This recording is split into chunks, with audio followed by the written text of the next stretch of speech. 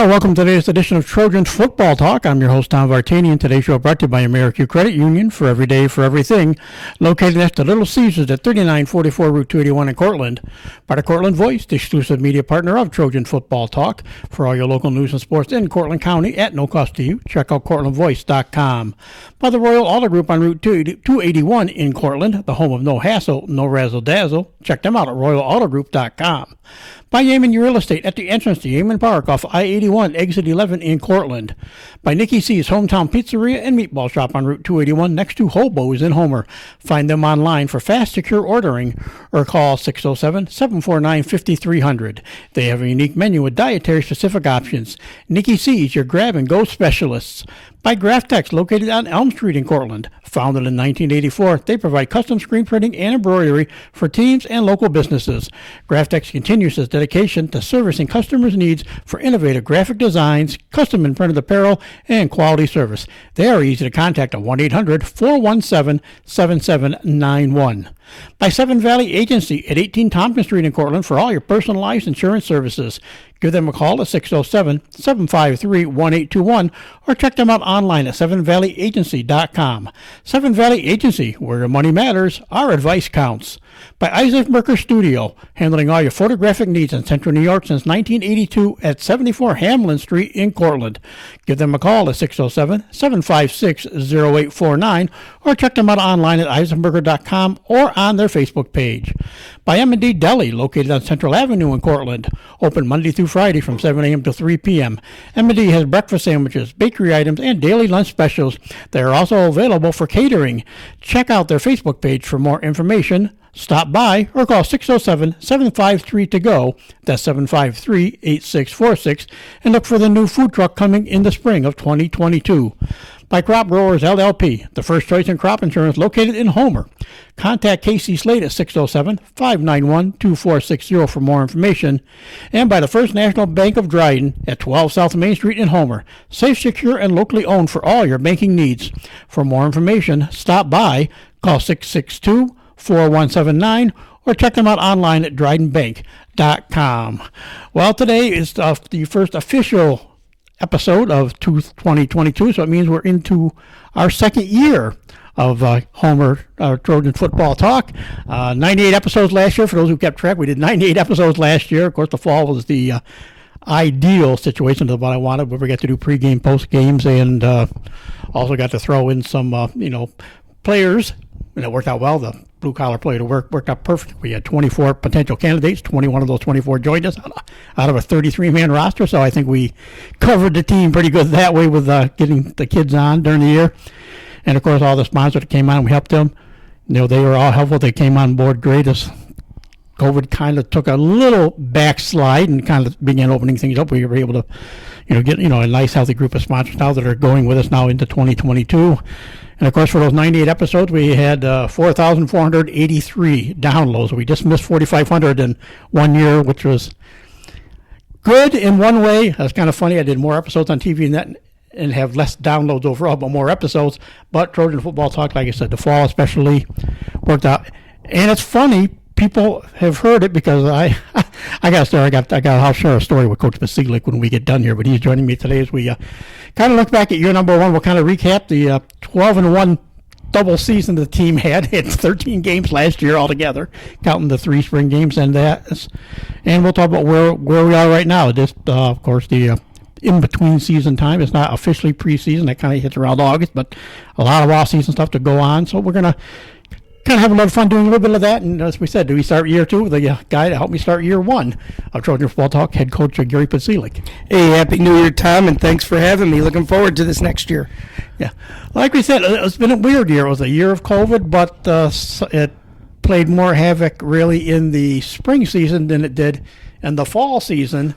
So, but all in all, like you see, you got 13 games in between the 2 seasons. Should have been we're hoping for 5 in the spring, got 3. Really got all but 1 game here in the fall season. And the seniors, this year's group of seniors, going out overall with a 12-1 record. So I mean, not too bad for everything that went on. I mean, we saw we saw one great running back have 3 games, and you kind of wonder what would Andrew Van Patten put up for numbers. Right. Over 600 yards in just the 3 games he played, and then we watched what was going to be the future tailback, Logan Peck, go down early this year. So you go to backup plan 2, backup plan 3, different things like that. And Sam Sorensen goes from fullback to tailback, rushes for over 900 yards, just missed 1,000 yards, and David Morris was over close to 900 yards as well. So I mean, the subs both threw up 900 yard season. So you kind of think, well, they did that in 10 game, technically 10, 11 game season. What Andrew would have done in the spring with 3 games? What would his numbers have looked like? Right, even just with the 3 more. I mean, realistically, there were two we lost out on in the spring and 1 year, and there's a pretty good shot we'd win all those. So a group that finished 12-1 could have easily been 15-1 over those. As I said, we've talked about this a couple of times, and I'm appreciative that we were able to get a half a season in the spring for the sake of that senior class, because they were a great group of young guys, and they appreciated it. You could just sense it every day when you were working with them, and you certainly could sense it when we had the success we did and wrapped up that season and did our outdoor celebration at the end of that season. Luckily, the weather was, late spring, so it was a much nicer than if we tried to hold one outdoors in December when we do our end of season typically. So yeah, just a lot of great memories were made by us, by those players, and we're pretty fortunate that we got what we got, and we were one of the lucky teams. We did lose one in the fall, but there were many schools that lost more than one. I always used Indian River as a great example. They, I think, ended up losing 4 different weeks of football this fall due to COVID interruptions, and I think only one of those was within their own program. I think the others were other schools. So, I guess we're fortunate in that we did get, the best we could have at the point we exited. It was 11 games and we had 10. So this fall. So yeah, I'm not complaining one bit with what we ended up doing in this crazy world we're living in right now. And of course, it turned out to be more of a rebuild offensive line than it planned, because there were guys that opted not to come back, so it was more of a rebuild in the offensive line. But a new group in the fall, a very solid group in that spring season. We're hoping to get a few more of them back for the fall. It just didn't work out. But the group that stepped in the fall, we saw emergence of guys, like Carson Johnson really came through. Taven Melchak really took charge, being, even though you kind of got limited, you get more defense than offense, right. But it was by design, and he flourished on the defensive side. Carson flourished on the offensive line.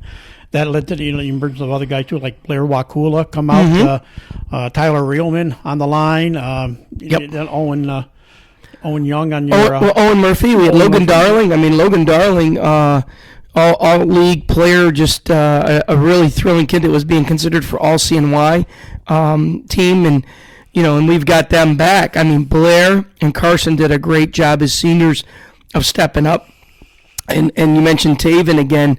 Realize that Taven Melchak, maturity, and his part, unselfishness is on his part, set the tone starting in the spring. It set the tone for how we were going to succeed and maybe beat people that were as talented or even a little more talented than us, and it worked for us. We were really, as we look back, I already went through several of our films from the previous season. I've got my notebook is stuffed. I got to start a brand new notebook because I usually try to take some exit notes on our season we just completed in my notebook that I carry with me all year. It's a real fancy, 27-cent Walmart notebook, but I fill it cover to cover with my thoughts all season and in game planning and things like that before we commit it to the computer.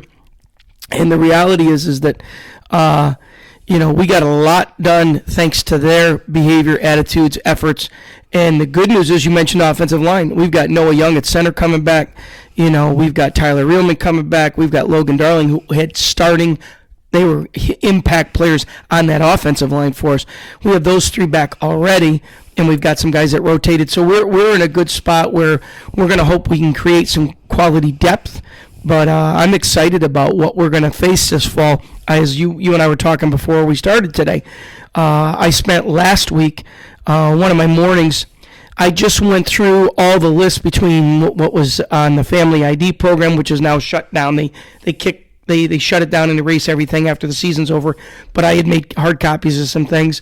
The lists I got from my JV and junior high coaches and matched them against that. And, we're looking at right now 60 returning players in the high school program 9 through 12. So to average 30 per squad, JV, and varsity is where a whole lot of schools, even up to the A's and some of the double A's even, would love to see those kind of numbers. And we're probably looking at a junior high again that's going to be between 35 and 40 when all is said and done. I'd be shocked if we're not at least 35-ish on that and maybe a few more. So we need to do that in the times when people are choosing to do less. We've got some nice, exciting numbers to look forward to as we head into the 2022 season. I know, and it was a great season. I mean, yeah, the three just spring games kind of, like we all jokingly kind of said, it was kind of like preseason for the fall. For those, they were then juniors to become seniors, and the sophomores that became juniors, they got a little bit of experience. And one of those guys that really benefited, I think, a lot from that was watch how he grew over the year. He threw, I think, 4 or 5 interceptions all year, and a couple of them came against, of course, and Maine on that final game of the year. But the growth of Jake Calabro as a quarterback was just amazing to watch from spring till through the fall. Yeah, I mean, he just highly efficient, totally his biggest attribute was he's an excellent athlete. Obviously, he's going on scholarship to play college lacrosse, Bentley up in Massachusetts there. But the reality is that, like we got out of Taven in the trenches, when you look at our so-called non-linemen, we don't call them skilled players, they're all skilled. But the reality is that young man never, ever flinched with respect to team is more important than me. And he showed it in the way he played. He wasn't worried about stats. I said, you got a quarterback and we teach him, we're a power run team that runs play action pass to throw to wide open receivers, and we don't ever want to lose that principle. Everybody knows that's what we do. And he was the epitome of leadership in every sense of the word for us. And he had a great year. Like you said, going into the playoffs, we had only 1 interception the entire regular season. And look at all the successful critical passes that were completed. And that's without a massively we weren't over-talented in the receiver positions. We just had hard-working kids who listened, learned, and executed the way you asked them to and used the skills the way you taught them. And it showed why we ended up with only 1 loss to the eventual state champ this entire fall season.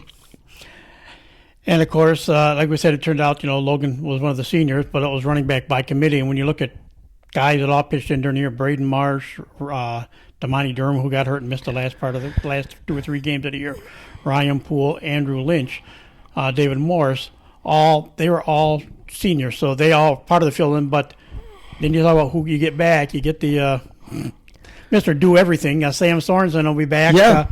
The bolster backfield. Gavin Brown is, yes, could be back next year, and it'll be fun to kind of find out. We know we've got Victor Gofkowski, filled yes, in a little bit, but it's just a year in the waiting. He was only a sophomore, so he's still got 2 years, the long-awaited, hopefully, football debut of Wyatt Wilbur to step in next year, possibly as a quarterback. Had a great conversation with Wyatt this week because he's playing basketball. He's also a lacrosse player. And Wyatt feeling great. His body's feeling really good. He feels like he's finally feeling like he's in shape. And that was the hardest part for him. Although he was doing all his rehab as prescribed, and he was every moment they gave him a chance to do anything extra, he did it. But you're still not in shape to compete unless you can train full speed. And he couldn't. And I really think he's feeling now like he is in shape. At this point in the basketball season, he's doing a great job there on the court. And I know he's cherishing the moments. And he's excited to have a great fall, or a great winter, a great spring as he looks forward to the fall with us next year. So, he is, again, 3-sport athlete. Thanks to my support of my staff, thanks to me not being a hypocrite and kind of banging this drum clear back into the 80s when I was the varsity assistant coach, that, specialization backfires almost 100% of the time at the high school or lower levels. Kids burn out too young if they're doing it, in intermediate and middle school, junior high. But if you're doing it in high school, there's more of a tendency to be injured. There's a burnout factor, and here we are. We will talk a little more. I'm sure you're going to ask me a few questions about what's going to happen here over the next months. But we started training the day after our banquet, which was that first week, Sunday in December. Our celebration, I should say, end of season celebration. And the attendance has been almost 100% with the players that are not playing a winter sport. So, and the good news is there's not many. There's only I think 9. There's 9 players in our program. We had 60 in the high school program this year. Only 9 that aren't competing in a winter sport. So kudos to our athletes for listening to the recommendations of our entire staff, all the way from junior high to high school varsity. Me, they're being multi-sport athletes, and Wyatt's that guy who's a tremendous role model. He the only practices he missed this football season. Here he knew he was never going to compete once he was pulled from duty early.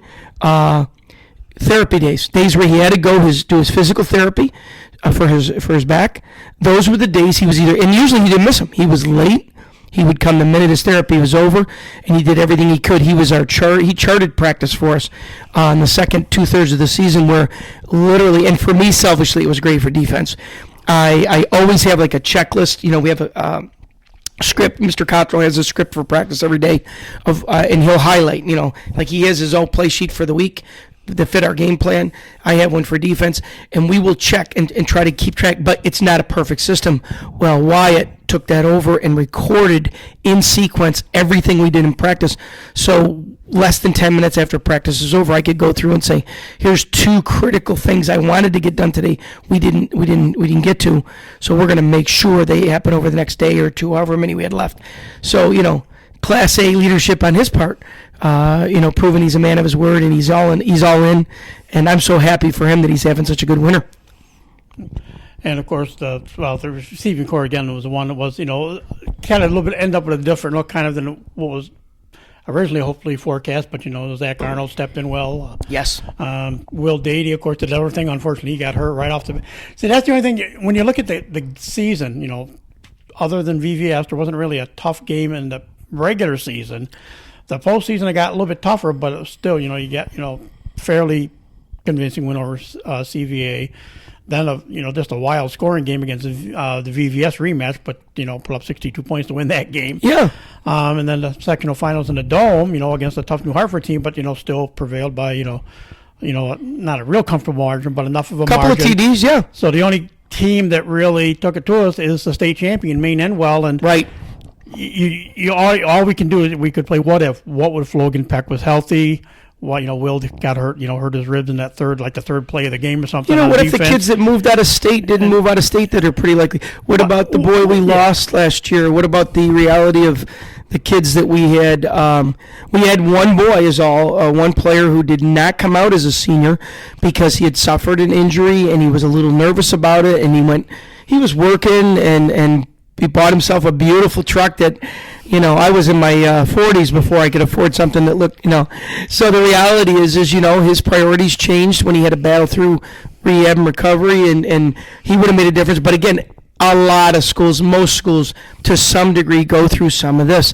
We have been very fortunate, and I do directly attach it to what we try to get done in the off season and what we do as we get into the season to balance conditioning with sensible training so that we don't invite injury, that we actually keep building the boys' stamina and strength and endurance to prevent injury as well. And this was a tougher than usual fall season when it comes to that. And again, I'm not going to blame COVID like a lot of people are, but it clearly was a factor that we just got into our weight room last month. We were over a year where we couldn't train the way we traditionally train, the total body head to toe, including the mind, for more than a calendar year. And I think that had a little bit to do with it as well. But we fared better than most. So again, I'm not complaining. Yeah, and the only one of would there have been enough horse to still stop the speed that Maine Endwell had? Well, I don't answer that question. I think so. I think if there was any team in the state, if we were fortunate to be 100% healthy, and Maine Endwell lost one of their 2 best athletes to an ACL injury in the middle of the season. That would have made them 2-dimensional. The tailback they put in there, Hamer, he was unbelievably fast, quick athlete, tremendous skill. So they had 3 players that were probably faster, raw speed faster than anybody on our roster, even if we had all those players you talked about. But with all those players, we have a team that's a little bit more physical, a little more depth on every phase of the game. And that depth and the way we've seemed to handle depth through the years. I mean, I chuckle and I always tease the kids and say, hey, notice that pro team, they're starting to copy us now. They're trying to play 7 or 8 guys and they're down 3 or 4 positions on defensive line. And teams not only are working a lot in the NFL, they're working nickel and dime all the time. So now they're trying to find the hybrid player that would have been labeled a strong safety to play, quote, linebacker and cover guy. And I do think there would have been a more level playing field if both teams had everybody healthy. That was the only significant loss to injury they had all year. And, Damani Durham never got to play down in the playoffs, although he filled in, stepped up in every phase of the game, including special teams. So, and he stepped up beyond that. Attitude, effort, positiveness, So we had a whole lot that would have maybe given us a little better shot at that state championship team. But on the other side, because of what they were, we were able to just simply move on, have that true next man up mentality, and it showed. We beat 3 teams in a row in the playoffs that all were capable of beating us. CVA was more than good enough to beat us. VVS was more than good enough to beat us. We beat them twice in one season. Everybody knows in reality it is very difficult if you're fairly close in talent to beat someone twice in a given season. You hear it talked about all the time at every level on the television there. So yeah, it would have been neat to see that, but both of us had what we had and we did the best we could with it. And so the season came and went. Anything else just stick out from the season before we kind of talk about where we are right now and what is coming up for the off season? I think the biggest thing is, again, all us coaches, we haven't had a formal postseason meeting yet. But we all walked away and said, hey, we're going to do our usual. Every one of us coaches, I said, we don't want to write a book.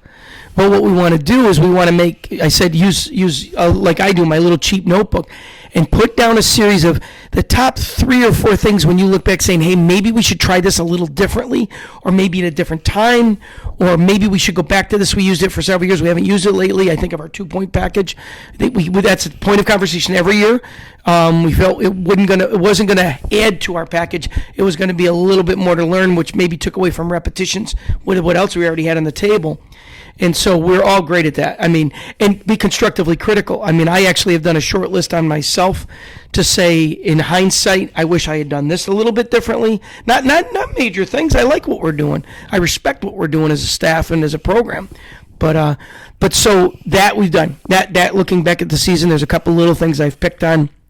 I know we stole this idea. We love the outdoor weight room during the season. So we have this amazing facility inside. It proved we've got wrestling and indoor track are like crazy using all the fitness equipment we have. But those 2 rooms now are geared to athletes as well as to physical education. And the reality is, like, we said to the wrestling team and the track folks yesterday, you stay in the Iron House. We won't infringe upon that till you're done. And we went next door and we were able to do essentially everything we wanted to do because we have a small core of a little under 10 kids, and there's plenty of room for everybody and plenty of weight. And the variety, we did a circuit that we executed in about 24 minutes that if that's all we did to train, I think we'd be one heck of a football team. So we did that, and then we released them after rope training and that circuit where they worked every major muscle group in their body thanks to our new fitness center. Then they isolated and went to work on their neck. We try to strengthen that neck in the off season, so when we walk into preseason, we're ready to go. But we're doing the stereotypical chest and back and shoulder work. We have one heavy duty leg day, but we try to work the whole body every day. And a little speed, a little agility, a little plyometric. And after we're going to have a winter competition, which we'll get to in a second. So when I look back, we're just going to try to pick up and improve a little bit upon what we were doing prior to COVID. I think we're going to do Tuesday night lifting outdoors. I've surveyed the players, and they go, Coach, we really liked it because we have a full-fledged weight room, and we don't have to move any of the equipment indoors. There's only some medicine balls, a couple of bars. Everything else is 2 separate entities now. So we're going to capitalize on that. We learned from that. So I'm excited about I always say out of something bad will always come something good if you're looking for it, if you take the time to look for it. And there's a great example of something that it might be 12 more minutes the kids leave earlier than usual because they don't have to walk up to school. They can just literally go strip their pads off, lift in their pants, throw another T-shirt or sweatshirt on if they want. And then we lift right there next to the field. It's kind of cool being outdoors under those bleachers. it suits our personality and style. So the players have said, Coach, we think until that weather gets real cold, we'd like to do, and that's cool because they're thinking we're going to have a long season. So we're going to probably do Tuesday night lifts right out there and steal that from this past season. And then we're going to go to, our indoor stuff on Saturdays and use all those beautiful pieces of machinery and all those gorgeous new stations we have and free weights that we have in there stuff. So we stole that from this season. I also think we have loved the transition, how we're training Saturdays and getting into film. Our film study just keeps getting better year after year. The maturity of our players, and I think it's just us trusting them. We guide them. We're clear about coaching them and what we want them to look for. And there's a lot of times their commentary will not run the film session, but they will enhance or even lead in the film session, where we coaches take our list that I made before I went to bed the night before, and I'm crossing off more than I'm saying. So we're going to take that and continue that, and just continue to work hard, not let the things you can't control bother you. And that's something good that's come out of this craziness of the last two seasons, I should say. And I think players, even, all our players that are currently in the program, it's fresh in their memory because we're still dealing with it. So, there's a lot of good to be taken from what happened to us. And they're not satisfied. The players that we have in the program right now, they're like, we want what we had and more. And as a coach, that's what you need. I've been through several online conferences the school district purchased through David Walker, who's an amazing coach, was an outstanding overachieving football player at Syracuse University, who's got a tremendous coaching career from a couple of decades now in college. And David is put together this video conferencing circuit, which our district bought into for 1 year. And they're all the programs are there. I've already started going through that after the season, and it's great to see. Like one of them I watched on tackling, it was just shy of an hour, and I said, what I listened to was an amazing guy teaching tackling. I'm like, I honestly think the way we do it is a little bit more efficient and more spot on, because everything that he was saying, he switched through his years of coaching. We've been there for years, and then you steal a couple teaching points or a vocabulary word. So that's what we're doing to kick things off as coaches to get better for next year. And then obviously we started training last month with the players. And it doesn't hurt, like we say, only like 9 or 10 guys that aren't doing a winter sport right now. So, but that doesn't hurt because you got just, there's two of the JV coaches, of course. George Snyder's the head track coach, so that he'll draw guys in just because of track. And Mike DeMatteis is assistant. Mike's an assistant. Jeff Sorensen on the JV squad, he is helping out with the rest of the team, and Jason Reynolds. And so you got the guys that draw them in there as well. And then when springtime rolls around, George will still be around. Those track people will still be around, but at the same time, then Coach Cottrell, Coach Cottrell's in a kind of downtime, but he's actually probably now prepping for lacrosse season anyways, and so actually, there's no downtime for him. But he'll get his share of guys in the spring for the lacrosse program. And our Homer Athletic Booster Program, which is essentially a separate entity from school, it's the music and athletics got together years ago, and I'm not embarrassed to say it. I think I played a significant role to say, let's share in the wealth. I mean, fortunately, concessions during the football season are the biggest fundraiser for those groups, so they decided to split it. Bottle and can drives, they split it. And I just think that's such a positive attitude to send out to the community. That's leadership at work, in action. And they made a habit once they formed that group that when a team in the school or an individual in the school wins a sectional title, they will grant to each player up to $40 worth of value in something they want. If you want to order a jacket and it's $72, then they'll pay for $40 of that. What they did for us this year is they treated us to Section 3 championship hooded sweatshirts. They're all over the school. They just got them 2 days ago. They're all over the school. The kids love them. They appreciate them. We haven't handed over yet. We got a gorgeous thank you sign made for the Homer Athletic Boosters, and such a positive. And the players were so, when they picked them up the other day, it was like a little kid at Christmas. They were just gleeful that, you know what, we got enough by just being on the field and doing it. But then this was kind of a fun, neat, and that's why we did the thank you, which we'll present to them at one of their meetings during this winter season. So that's another neat extra that came out, and I think they'd look forward to saying, okay, next year, what do we want to do, So that just happened this week. So you mentioned Mr. Cottrell. I was just speaking with our guy, Mike Baumgart at Graftex. He helps us to coordinate all of our purchases for our teams, for our season, through our fundraising groups, and also for our budgets. And Mike Baumgart was saying to me, I can't remember, I think it was yesterday. I'm a liar. It was today. He said, hey, Gary, I'm coming in the building. I'll drop off a couple things I wanted to drop off to you because I'm meeting with Mr. Cottrell as he's getting ready for lacrosse, and I know they're going to start Wednesday night box league this coming week. So they got that in front of them. They do Sunday morning skill sessions and teamwork at field lacrosse on Sunday mornings. I think they're even peaking at a tournament if it takes place in Albany in a month or so, where they're going to go on a weekend and just do I think it's a one-day tournament. So, there's no downtime when you're the head coach, but Coach Kotz is starting to get into the nitty-gritty. Our budgets are officially due next Monday, the 10th, all sports. So I know he's been working diligently as the head coach, working with his staff to figure out what they want to do for their budget for not this spring, but they have to do their budget for the following year, where at least I have my football season over, and I think it makes it a little easier to prep your budget. So we're doing all that stuff that isn't necessarily glamorous, but it's important. And so he's already at it. He's going at it, and he's been doing. And again, we still have talked quite a bit, texted quite a bit. We do a lot of group texting, whether it's debating about my poor Giants having such a miserable year or the Bills having a great year, and we're still a family, even if we don't physically see each other often during the week. And so it's been a nice transition. And of course, we said from now, like you said, off season didn't last long. Off season is going on now, and it'll all lead up to the end of June, where it'll be the team camp. But right now, it is the speed, agility, strength, and skill training that you say is going on 4 days a week, and that's the focus for the guys that aren't involved in something right now, and that'll carry over through the spring. And so that's really the next date that you're really aiming for, is that really is going to be the end of June when it comes for the team camp, really. For football specifics, and in reality, what we've done a lot of things to create, to make teaching and remembering for our players easier. Learning is easier for them.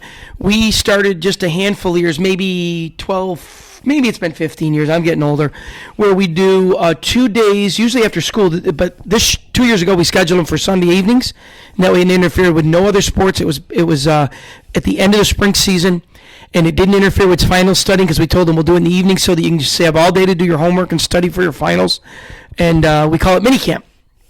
And it's just a review of we literally basically review our core philosophy and base plays and assignments and responsibilities in offense.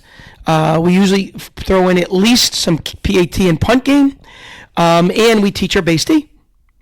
And we introduce it, and then we actually, we line up and do it. We're not doing it live because it's t-shirts and shorts, no helmets, no nothing. But it's amazing. In 2 teaching sessions of it's about 4 hours of time for the boys to commit, and that includes our discussion with them. So they're only working an hour and a half each of those days, and it's a great lead-in at the beginning of June, prior to our team camp and prior to finals and regents exams. So we've kept that tradition going. We had to cancel it last year and the year before because of the COVID, but we're going to go back. We've got 2 Sundays on the slate. We're going to be doing that. I think it's June 5th and June 12th. Probably going to do it right under the lights on the turf to really add an energy level to it, and that will be for the returning high school players, so that a few weeks later when we have team camp after the school year is over, they can be the true mentors to those now 9th graders coming into our program. Then we'll have that team camp, and then we'll do our summer training in the months of July and August, Monday, Wednesday, Friday mornings, and that is predominantly speed, agility, and strength with some football. And then it's preseason time. I will say the beautiful part of what we're doing, we're really set a goal. One thing we pulled out of this season in the last 3 or 4 prior to COVID is we want to make sure we increase our way. And with these new facilities we have, it's going to be even easier. We want our raw major muscle strength to get better than it's been. As good as it's been, we want it to be even better. And so we've been doing a lot of homework. Mr. DeMatti and I have been doing a ton of homework over the last decade or so, really trying to hone in on some things where you get stronger while reducing your chance of injury, and we do a ton of that. Well, in January, February, there's a little more emphasis on the raw strength and lifting because we have the Roger Rawson, we call it. We've been doing a competition of some sort for almost all my years here, but this will be the official 11th annual. We had to pause for 2 years. 11th annual Roger Rawson. We used to call it powerlifting competition. Well, it's the SASS competition, so it's the speed, agility, and strength and skills to some degree. We're not going to do football skills, but we're going to do some things where we're going to test the bench, the squat, the deadlift. We're going to do a 5-10-5 agility or pro shuttle run, people call it. We're going to do a long jump. We're going to do a vertical leap. How skilled are you getting yourself off the floor as high as you can go? Because that's a true test of athleticism. So we've named that in honor of our volunteer, Mr. Roger Rawson, who was a graduate and former player. And just to say thank you to him, we've done this, and that comes the week prior to February break. And then I told all our athletes, a lot of the winter sport athletes will be done, so our numbers are going to go up after that competition, and we will really gear up true speed, agility, strength, and some football skills from then until the start of spring so that we can get all the coaches happy with us for doing things to prevent injury in the speed, speed, agility, and strength areas. And some things we're going to train kids. We teach them how to stretch properly post-practice. We teach them so every kid that walks away to other sports in the spring has a repertoire to try to do what they can to stay healthy for that season. So we're excited about all that, and as you can tell, I'm excited about it, and the dedication of our volunteer, Mr. Rawson, and Mr. DeMatti's commitment to it since he's come on board. I mean, we go to every single training session we can. He's got Olympic lift certification. So, and on top of that, the only other thing I didn't mention coming out of the season, I got a nice compliment about how we have this tendency to not fumble the ball. Well, we have made, I watched the head coach of Pace University near Albany. He was a volunteer at SU. His name is Andy. What's Andy's last name? I can't think of it off. I'll think of it in a minute. It's not Rowan. I'll think of it in a moment. But he put a beautiful 2-hour lecture together. And so much of what he did to energize his off-season and in-season training is what we've been doing. So it was really cool. And he just recently introduced ball security. We call it Andy Parker technique into his dynamic warm-up work. And I said, we've been doing that now for over a decade, but we finally give a name to some of it, like the Andy Parker strategy. And that's something we'll continue to do because I think it's having a huge impact in the reality of how we execute on the field. So that's all built into the winter stuff, too. And of course, everything leads up to August 22nd, which will be the first day of preseason, providing COVID doesn't do something between now and the fall. But everybody's pointing towards August 22nd, the start of the next start of preseason for the football, and then of course it just takes a few weeks to get that in, and the season gets going. I was going to mention you mentioned a lot about what Roger and the competition and all that stuff. A lot of that I do remember when the weight room was revised and changed, and what do we need. I was going to mention, and you mentioned him already. I was going to mention Mike DeMatti was very big and helping get a lot of that set up the way it needed to be set up. We've gone to all rubber coated iron. It's iron inside, but it's got rubber coating to make it it's a little less rusty and it's less noisy, but honestly it's a little safer. Coach DeMatti took the time to go to Pennsylvania on his own dime, his own money, his own time to become a certified Olympic lift instructor, where he understands things like the hang clean. You've heard of the clean and the jerk, the hang clean, the deadlifts, the squat, and he did that on his own for our players' sake. And a lot of the pull exercises, things where you're making your whole body work. And this came out of my interest from a guy named Boyd Epley, who was a strength coach for University of Nebraska for decades. And Boyd Epley became the world leader in strength training for the entire body for movement. So he was a weightlifting crazy man, but not at the expense of the old, not to become muscle bound, as some people used to say. Strength through full range of motion with full flexibility to prevent those injuries, and strength to stimulate the development of all the minor muscles around the major muscle groups, because the minor muscle groups that stabilize you are often the ones that suffer the worst injuries, or they suffer the initial injury that leads to a greater injury later. and Mike has been so committed, Mr. Ross, and it's been a hard career because he was a big bodybuilding type power lifter, and I said to him, not that that's bad, but we've got to prepare our strength development to make these kids better athletes on the run. And so we may disagree still on items and ideas, but we compromise and come together for the sake of the kids. And you're right, Mike, after that training, we went through the Homer Athletic Boosters again. They were kind and generous with the help of them and our Homer football backers. We purchased some racks. Mike put most of the labor in, but rather than spend $1,000 a platform to have lifting platforms with rubber edges on them, again for safety, and we made them. The rubber mats that we purchased to build those platforms, we went down to the farm supply store here in Cortland. We spent our money locally. We paid $50 a mat. In the catalogs, they were upwards between $180 and $250 a piece, and we took one mat and cut it in half and got two. So we built for, I think it was under $700, two platforms that should have cost us about $2,000, and if we'd have bought them, they wouldn't have been as well constructed. Highest grade plywood you can build, real thick. Everything's screwed together. Nothing is riveted or stapled. Everything's screwed together.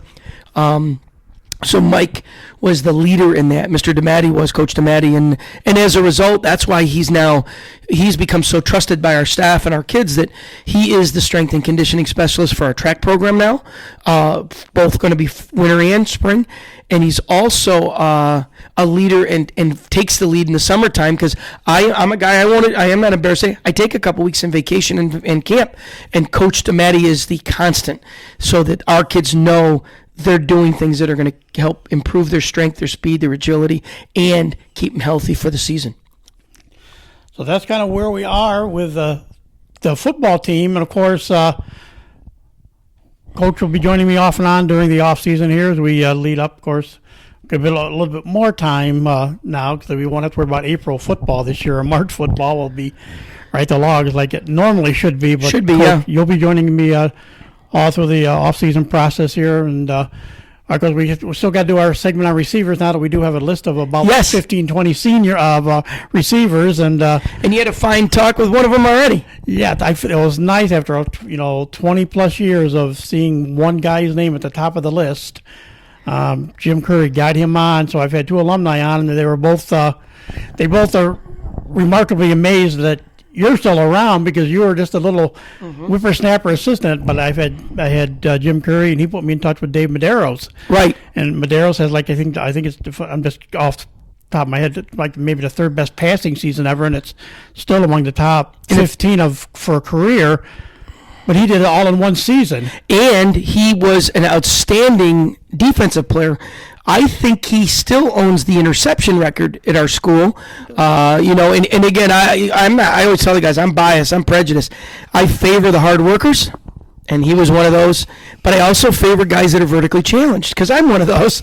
But, and I tease the kids and make them smile over that. But, Mr. Medeiros and I are about the same height. He might be a half an inch taller than me, But the reality is that, kind of great that you got to talk to them. And I think in the off season, you've got some great, or postseason here, you got some great plans to speak with coaches who've had to prepare for us to talk about it. As I said, officially after that first weekend in December, season 40 started for me. Season 33 is lucky enough to be the head guy. The boy is 40 years gone by fast. And who knows? Maybe I got 2 more in me or 20 more in me. We'll see, and I've said that for the last 5. People ask how many more years, you got to go 2 or 20. And that's going to be my answer. I just know that I'll know when I'm ready, and I hope the school's willing to have me as long as I want to be here. But the reality is that it's been it is an exciting journey I'm on, and I'm got to remember that, and I don't seem to have any trouble remembering that, because when you're doing all this hard work that leads up to the fun stuff, the practices and the games, the budget research has been crazy because everything's had to be researched online this year. Nice, you can do it at your computer, but I ain't gonna lie, I like opening 3 or 4 go-to catalogs that I know I can hone in on the football section. And what truly is taking me longer on the internet, I could have done in half or a third of the time by just locking in and then reaching out to a couple other companies and say, hey, we're putting this out to bid. If you want in, come up with some prices, and So yeah, I'm looking forward to year 2 of this Trojans Football Talk, and I'm also looking forward to year 40. It's just, I'm thankful. I've been healthy enough and supported enough by my family, by this community, by the athletes especially, that it's still no less fun. In fact, in a lot of ways, it's almost more fun than I was a young guy. Not because I think I know it all, but there's so much I know that takes pressure off of me that I can keep changing and keep working to improve and hopefully get better and stay with the times, so that I got to work on my players. Their warm-up music that they listen to in the locker room stinks. I like every kind of music, but I mean, Jim Whidden and I are in the same boat, the two old farts. We want to hear that loud, get the blood flowing, Led Zeppelin, AC/DC, headbanging, Nirvana, whatever, and the reality is our kids are into some mellow stuff, they're into some country, they're into some, what I call light rap. It's hysterical, and I'm like, you guys, this is getting you motivated, So from our season, we've got to learn to adjust to that too. And like I said, one we're working on, you and I together, we're working on getting, it'd be nice, because that's the only way we can get at least another 5-year link closer to Mike Norris. Unfortunately, Coach Norris passed. I wish he was still around. I would love to be able to sit down and put him on a podcast, but, we're working on Paul Beladoff. Yes. And, I got some questions for him now after talking to Jim Curry and Dave Medeiros. I have some questions for Coach Beladoff to talk about, too, that are kind of... Just make sure they're PG-13 or less, okay? Well, they are. This is kind of just an interesting story. Dave didn't remember the story as much as Jim did, the one he told me, so I'm kind of really curious if Paul will talk about it after he left Homer. I'm not sure if he'll talk about it, but we'll see. But I'd like to get him, because that'd be that one more link. And it was nice. The biggest thing I said, when you get to hear the interview, the two I did with Jim and Dave, they were Norris's last year and Beladoff's first year. And so they're like, I call them, we've talked to different guys here, table setting for the sectional championships we had recently.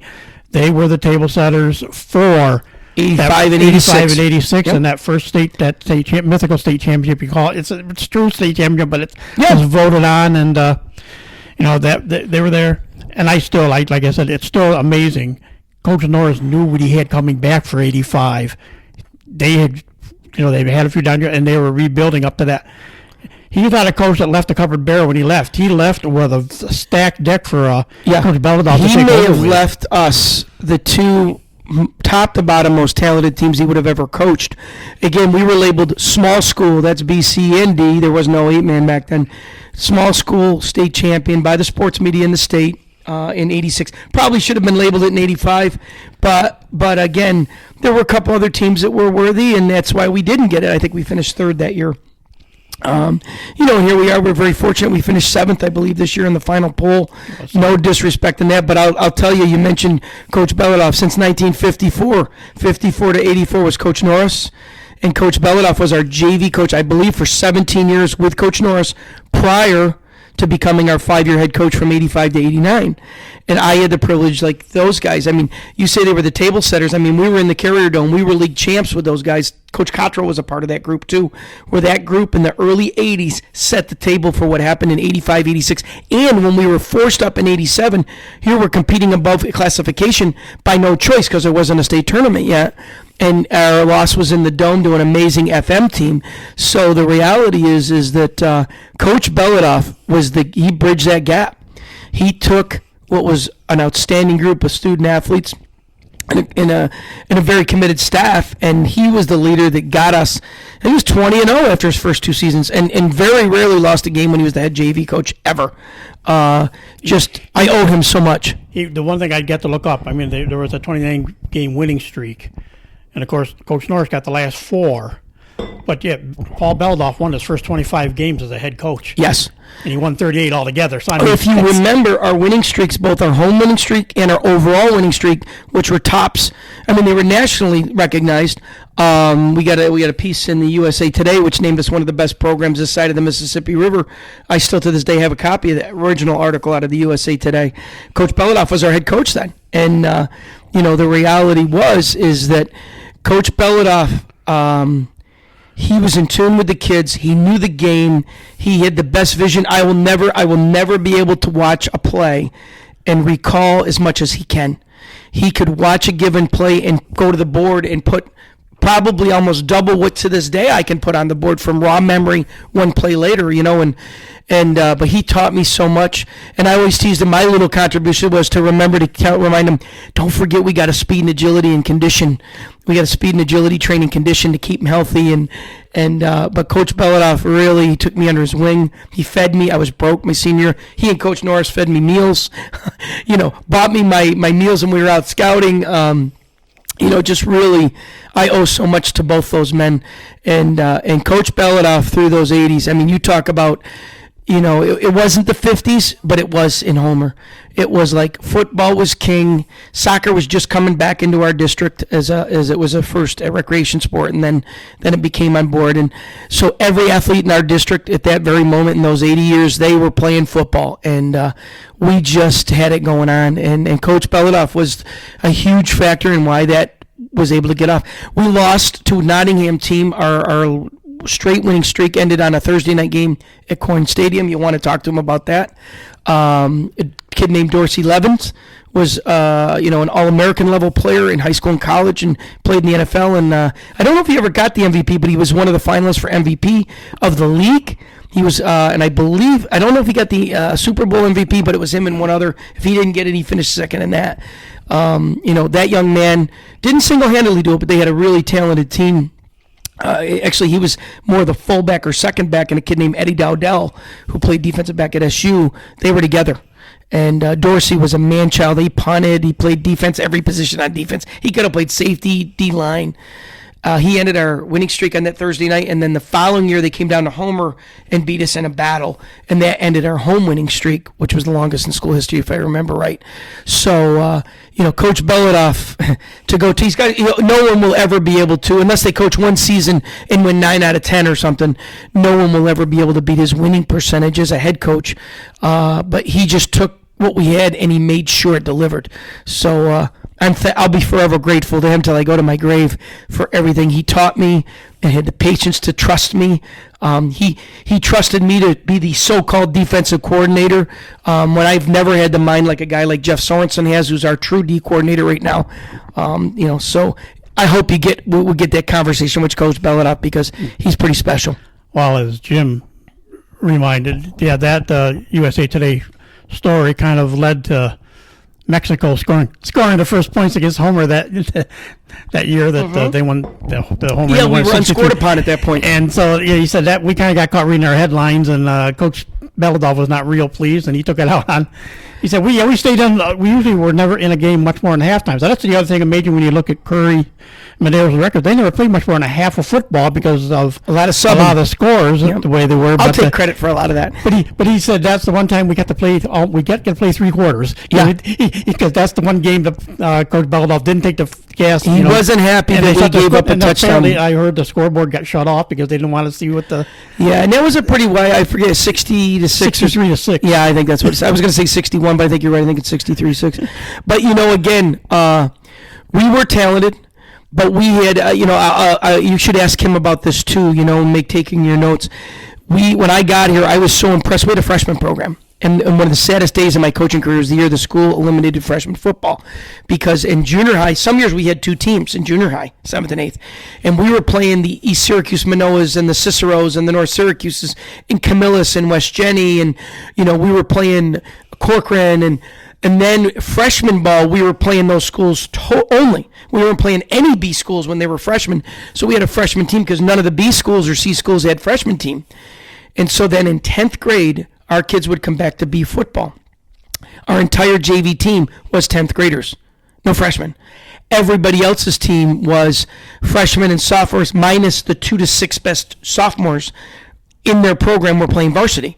So our JV teams, we would try not to score 40 and 50 points a game, even you were subbing in the first and second quarter, because we just were so used to playing those much bigger schools, and we had every athlete in the school wanting to be a part of it.